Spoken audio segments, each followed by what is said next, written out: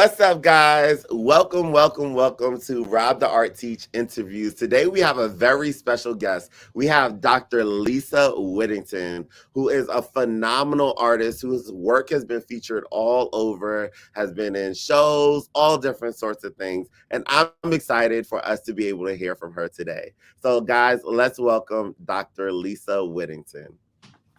Hi, Hi, guys. Dr. Lisa. How are Hello. you? Good. So, Dr. Lisa, what along the road of you being cultivated as an artist, what would you say has been the greatest influence on you in your process of creating? The greatest influence on me has been looking at people that look like me, people with my skin tone. I just felt like I wanted to tell our stories, that our stories were not being told. So as I'm walking through museums, I'm seeing things that are missing.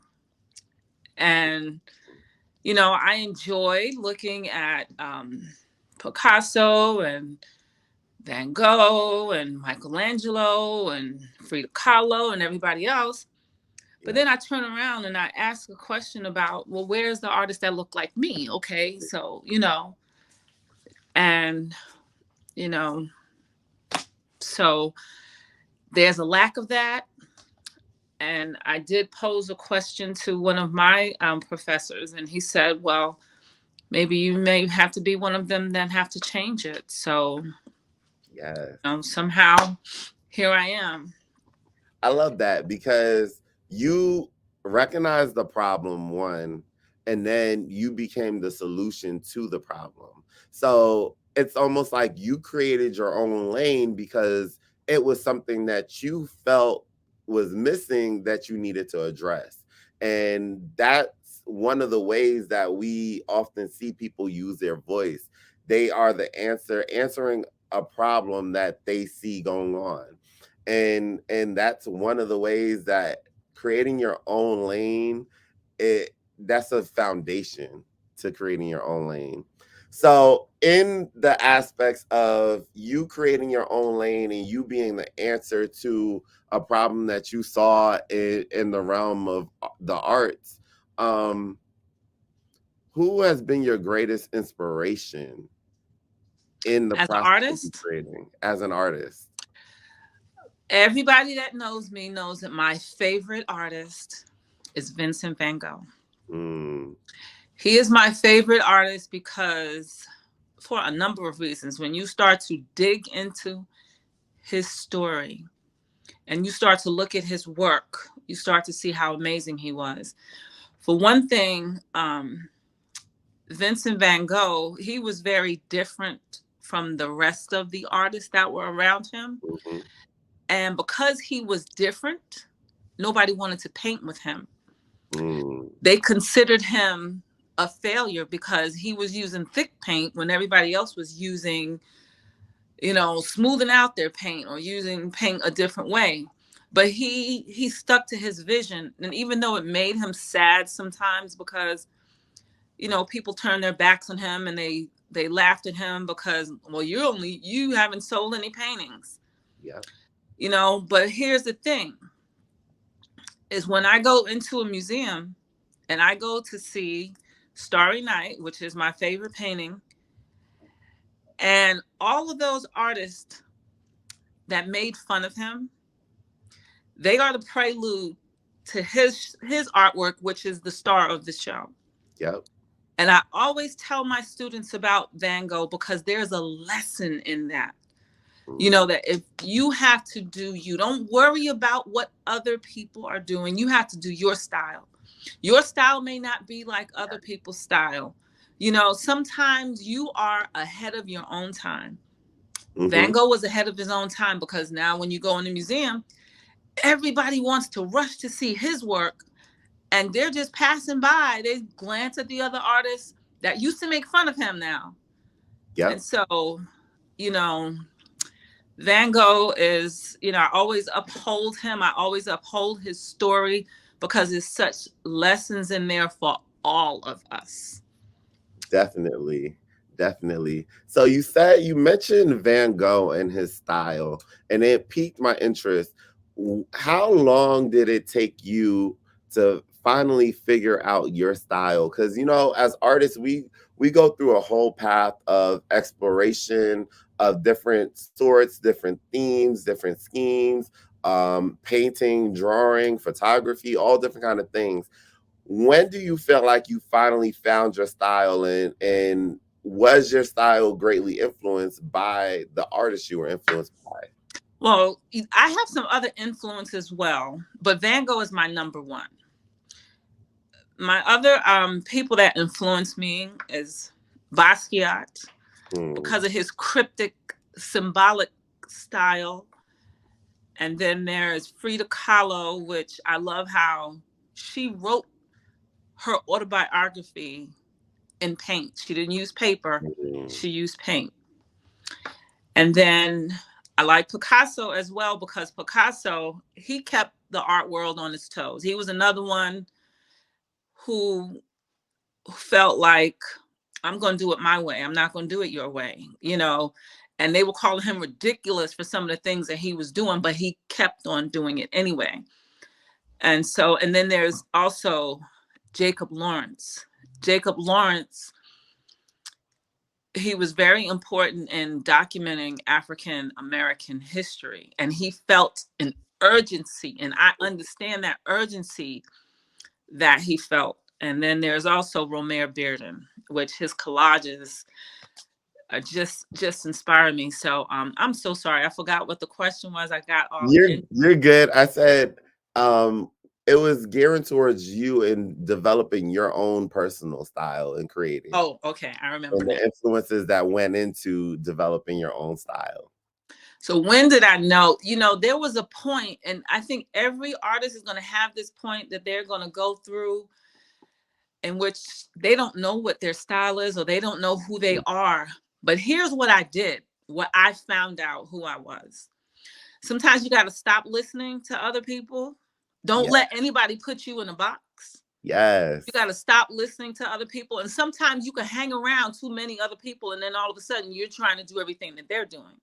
You got to make sure that you're walking in your own lane. Don't get in, unless it's a movement of artists that do work together. But there are sometimes there are people who try to control you or control what you do, you Mhm. know. And so the thing is to be true to your heart, to the thing that is in your spirit that's saying, paint me, paint this way. Mm. You got to listen to that. But one day, what I did was I got all of my work. Now, I used to paint in secret. Mm. I used to paint in secret, and I did that. And that's not, I won't say it was secret. I just painted for myself because I felt like the world really did not understand what I was doing. Mm. Because my Emmett Till painting, believe it or not, my Emmett Till painting, when I first let somebody see it, somebody actually called it ugly.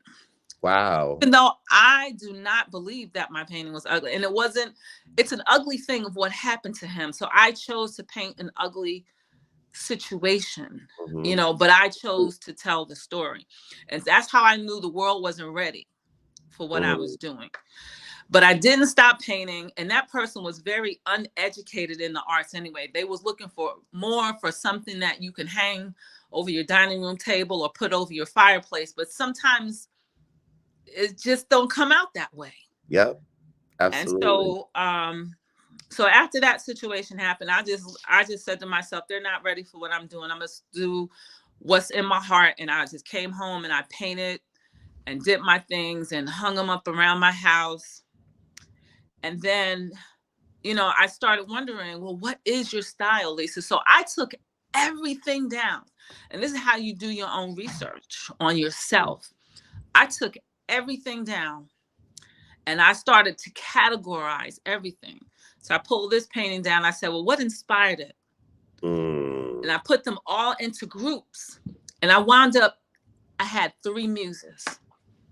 So I Wow. have three things that inspire me. One was African American people, which was my history. Hmm. Two was my spirit. There's a lot of spiritual things that go on in my art. Hmm. And then the third thing I found out was that I also use a lot of knowledge, things that I had learned about art and how to do things. And, so those are my three major categories or my three muses. And, and then I also started looking and I recategorized things and said, wow, look how you do your eyes. You did it again. You did it again. Or this shows up in your work. This continues. So you start to, by putting all of your work in front of you, you start to see who you are. Mm. You That's start to good. see your own styles, you know, your own interests, and things start to emerge. And that's how you do that data on yourself. You collect that data on yourself. That's good No, because as an artist myself, I've never really thought about taking everything down and looking at it in that kind of perspective and like categorizing it in different aspects. And so it's like you allow yourself to do that research to identify, okay, who am I? What have I already done? Because if I understand what I've done in the past, I can understand where I'm going in the future. right.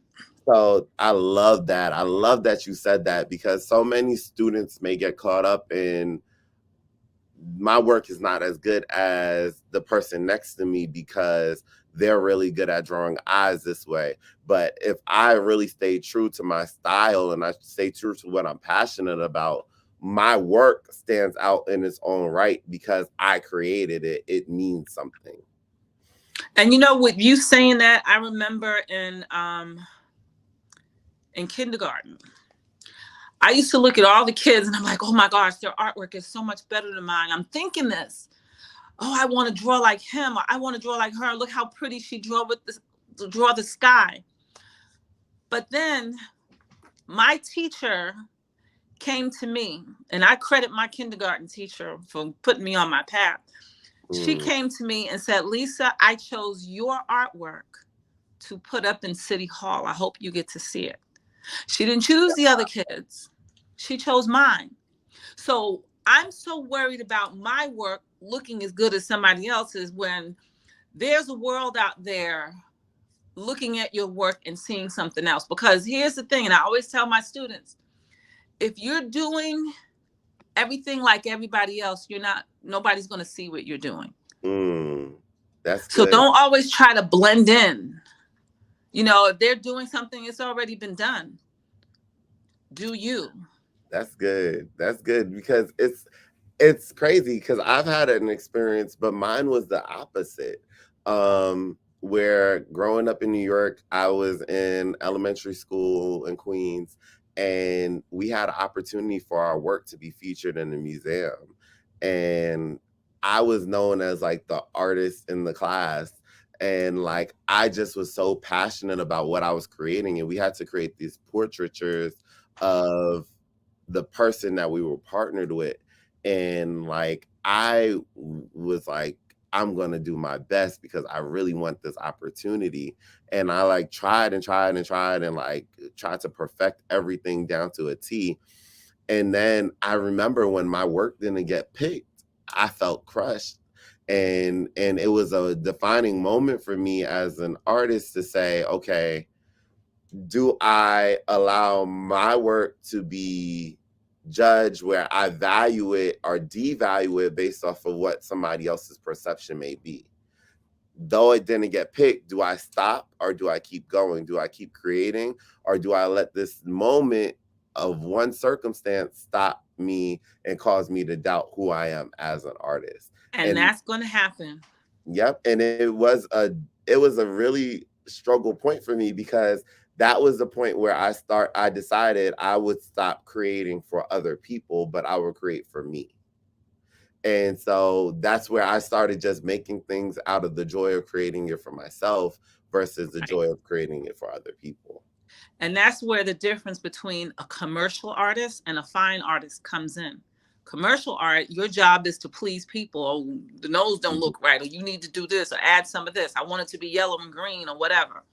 But a fine artist, we create and somebody else says, all right, I like that one. They can see what you're trying to say.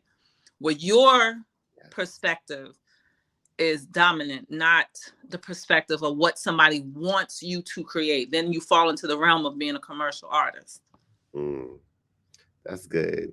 So, Lisa, with your life experiences, um, how do you feel like you take your life experiences and your story, and or have you depicted your life experiences and your personal story in your own works of art? Yes, I am writing my own. I took the page from Frida Kahlo, and I do take the time to write my own story Wow. in my own paint. Mm, And so I have several pieces of my artwork that are dedicated towards my growing up and my experiences in Harlem. And one of them was actually turned into a mural last year in New wow. York City. So there was an anonymous donor who looked at my work, and he liked my work, and he paid an advertising agency he rented a wall and paid an advertising agency that specialized in hand painting, and they recreated my painting exactly like my painting on the wall in Brooklyn. And I've never heard of anything like that. I've never seen anything like that. But that story, that painting that he chose was the painting that I painted about my own life. Wow. So, That and that one's on my website. It's called A Harlem Story. that is so amazing because I think being from New York, I think of all the cultural experiences that are just all around, like going to Harlem, going and seeing the brownstones, going and being engulfed in the culture in Harlem. There's a heavy Hispanic culture in Harlem that like the foods and the street vendors and all different kind of Right. things going on. And so I love the fact that you told a story about your roots, and then you were also brought back to the roots by somebody who was an anonymous donor. Right.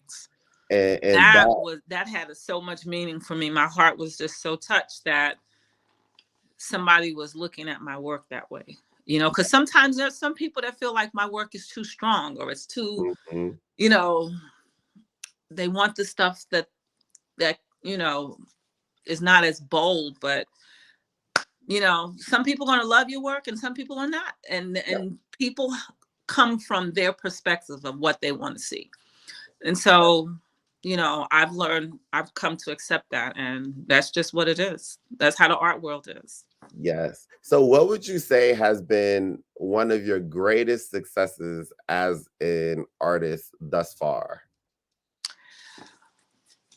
It has to be um being being watched by Hollywood directors Wow. and being approached to create their motion title artwork, and then having them tell me that they use my artwork as an inspiration to write their show, as Wow. the color palette for their show. And so it taught me a lot, because sometimes you go on Instagram or you go on Facebook or Mhm. Snapchat, whatever, TikTok, and you see people post these things and they have all of these likes, and you're like, why isn't nobody liking my work? Why is nobody Mhm. liking my work? Am I even being seen? Well, you never know who's watching you. So they watched me for 3 years. They never hit the like button. They never hit comment, but they watched me for 3 years. That's crazy. And then they made their approach to me. They've been studying my work. They've been studying me, but they never hit the like button, never made a comment. Mm. And so I don't get a lot of likes under my artwork or my posts, but then again, I learned you never know who's watching it. Mm-hmm. You never know who's watching you. So now my artwork, and it was the Emmett Till piece. There's a TV show called Swagger, which is on Apple TV, and it's produced by Kevin Durant Mm-hmm. and Reggie Rock Bythewood, and they were watching. They were watching what I was doing. That's so And so good. I might not be have sold the most pieces, but what I was doing was appealing to them. Mm-hmm.